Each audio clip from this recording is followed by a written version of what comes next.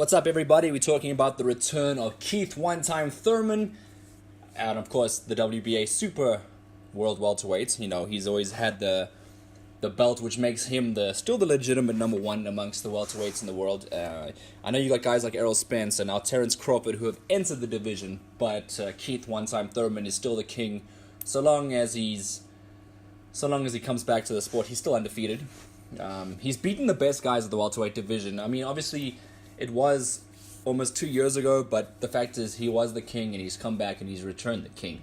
Not the performance that everyone was expecting, but at the same time, he had to shake off a lot of rust and a lot of second guessings in terms of him coming back from an injury. You know, I think a lot of people expected him to come out all guns blazing and kind of, you know, be one time as he was before. But when a guy comes back off a long layoff, particularly from a bad injury, and the injury kept him out for that long, it's usually very difficult to adjust. But he has shaken off a lot of rust.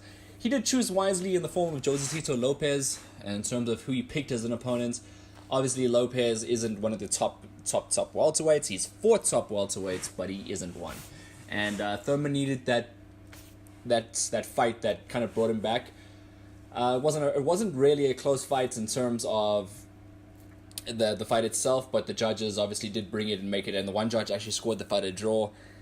Don't know how, but he did it, so the majority decision makes it look a lot worse than what it is. And so on Thurman's record, having a majority decision win over Lopez isn't exactly a career highlight.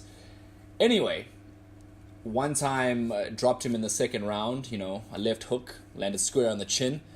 Did show that he still got that one-time power in him. And of course, you know, it's good to see him back. Let's put it that way. It's just good to see Keith One Time Thurman back. You want to see the fight between, you know, it's like a big fight between him versus Errol Spence, him versus Terence Crawford. You want to see these big fights again, and you're not going to see them without Keith One Time Thurman. Now, based on what his performance was on his return, you wouldn't say he's ready to come back and be, you know, beat the guys. However, you cannot take him away as the king, as he has returned on top. The man has returned to his throne, and he's back now. You know, Thurman's never been.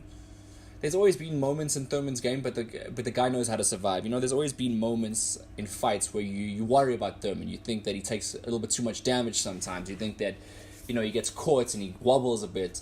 But the fact is, the guy knows how to win fights, and that's what makes him who he is. He's a winner. Keith One Time Thurman is a winner.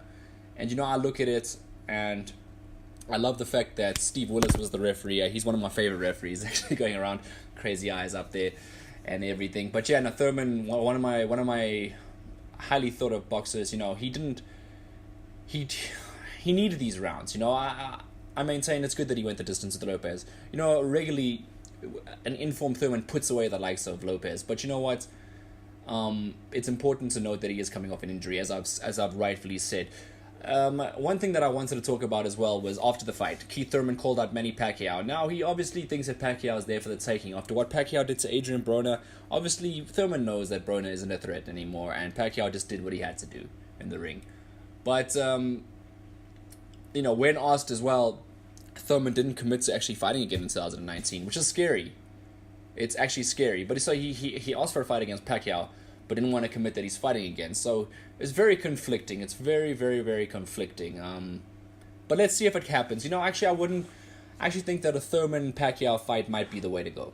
It just might be the way to go. And in terms of fighting Spence, Crawford, let's leave that for 2020. Even if Thurman fights 2 more times this year, let's leave those big fights for 2020. I want to see a fully fit Keith Thurman, a fully fit Errol Spence, and a fully fit Terence Crawford. And then we're going to see who the king of the welterweight division is.